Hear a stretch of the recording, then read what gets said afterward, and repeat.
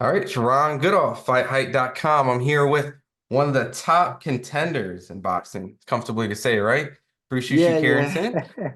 yeah. You're making your comeback fight on Saturday, June 8th as a co-main event. I know we spoke a lot about wanting to be on prime time, but your prime time with a great card and nothing better than Madison Square Garden, right? With your good Right, friend right. Xander's Eyes. How excited are you to be back, man? Man, I'm super excited to be back, man. It's always, electric whenever I'm fighting home. My fans always go crazy. They make me turn up every single time. Every time I fight in New York, I get a knockout. You know what I mean? So it's just it's a trend going on right now, I guess. I got to keep it going. We have a tough opponent ahead of us, Jose Enrique Vivas. He is 23-3, and three of his losses have been all by decision. He's a very durable guy, but we've been working real hard to be able to stop this train, this nonstop train that is in Vivas, and he's gonna run into this immovable object, and we're gonna make sure we'll be the first one to stop him for sure. Yeah, and that's pretty much going to be my follow-up question. He's been in the ring with Joet Gonzalez, Mhm. Ruben Villa, Mhm. Eduardo Riaz. Like, there's solid guys. And in this case, no one's been able to penetrate and actually get him out of there. So I know Mhm. you've been on this knockout streak. You've been performing very well. Is it safe to say that that's probably why you're bringing him to New York, where pretty much that's where the knockouts happen for you? I mean, to be honest, I wouldn't say that's why I'm bringing him to New York, but it's more so it's just it's Puerto Rican Day weekend, and it's gonna be like real hype for the fans and everything like that. So I mean, I don't feel like it's not really the reason why I'm bringing him to New York. You know what I'm saying? It's just we're just in high demand right now. You know what I mean? My New York people, they want to continue to see me fight back to back to back, and we're gonna give them that, man. And whether if it's Vivas or another opponent, it's gonna end the same way each and every time. I just want to put on a show for my fans. Mhm. A lot of fighters they get extremely fast tracked, right? And it seems like your pacing has been very patient, right? Like it's Mhm. not like right off the gate, your prime time, main event. Do you feel that this kind of process has actually been more beneficial for you versus just immediately getting straight on the main television? 100%. I feel like is more beneficial because it's like for me, I've been fighting on ESPN Plus my whole career, and I love ESPN Plus. Don't get me wrong, like it's been great as for me to build, but for the people that don't have ESPN Plus and they've been hearing about me, that's like, man, like I don't want to see this guy live. I want to see this guy, on primetime TV. Da da da. So it kind of builds up the anticipation. You know what I'm saying? And then I feel like with this formula that we have going on, this is the proper way to build a superstar. You know what I mean? Like if you really think about it, like a lot of the big name guys that we've seen fighting over the years, we wasn't seeing them on primetime TV until they had like a lot of fights under their belt. But I feel like in this culture, in this day and age, we're getting, how can I say, we're getting just used to, we're getting spoiled. That's the word I'm looking for. We're getting spoiled with seeing the whole card on TV or the whole card on ESPN Plus with, you know, guys coming out their pro debut and their second fight and their third fight. Like you can follow from a whole career. And then it's like guys getting fast tracked. Like, yo, oh, like he's 5-0, let him fight Lomachenko. Like, what? Like you're seeing fans say stuff like that right off the bat. But that's because like they're just so stimulated from watching this guy that they've been watching for like for a certain period of time that they want to see how they would match up against a top level opposition. And it's like that's not how it works. Like you gotta build things up the right way. And I feel like in my career, in my path right now, it's been built up exactly where I've wanted it to be. Your division's kind of been like glamorized over the last few months, maybe in the year with Rafael Espinoza, Luis Alberto Lopez, which I know that you see around. I know Mhm. Brandon Figueroa just recently just fought, and even Raymond Ford, who's defending his title against Nick Ball. You're highly ranked in three of those sanctioned bodies. So, it's safe to maybe assume that if not this year, next year for sure, Mhm. or title against one of these guys, maybe. 100%, 100%. That's the time. I feel like, yeah, if it's not the end of this year, then it's most definitely next year. I'm knocking on that door, and I ain't trying to hear no excuses. I ain't trying to see no ducks.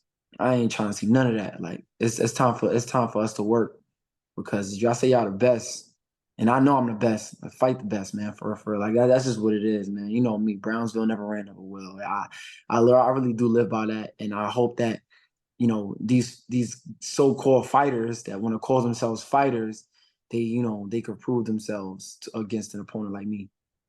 Now, I noticed there's some pictures you post on social media at the gym. I know that you worked with Tank before, but you guys Yeah, seem to be working together somewhere in the proximity close to the gym. Did you guys yeah. spar or just kind of just worked out together? Nah, we just worked out together, man. He's getting ready for Frank Martin. Frank Martin's a southpaw.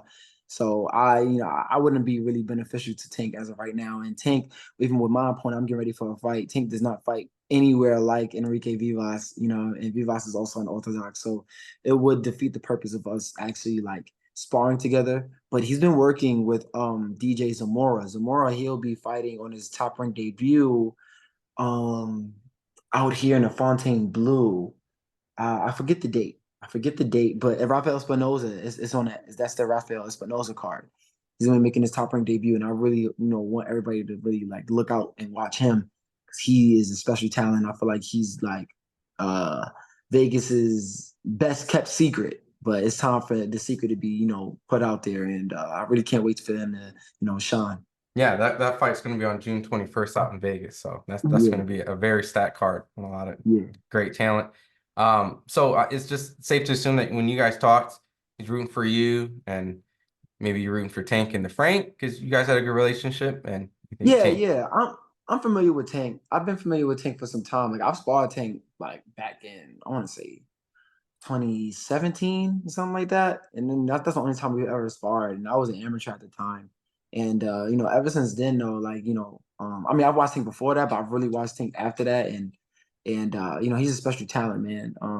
We haven't really been, going back and forth in terms of like, like teaching each other things like that.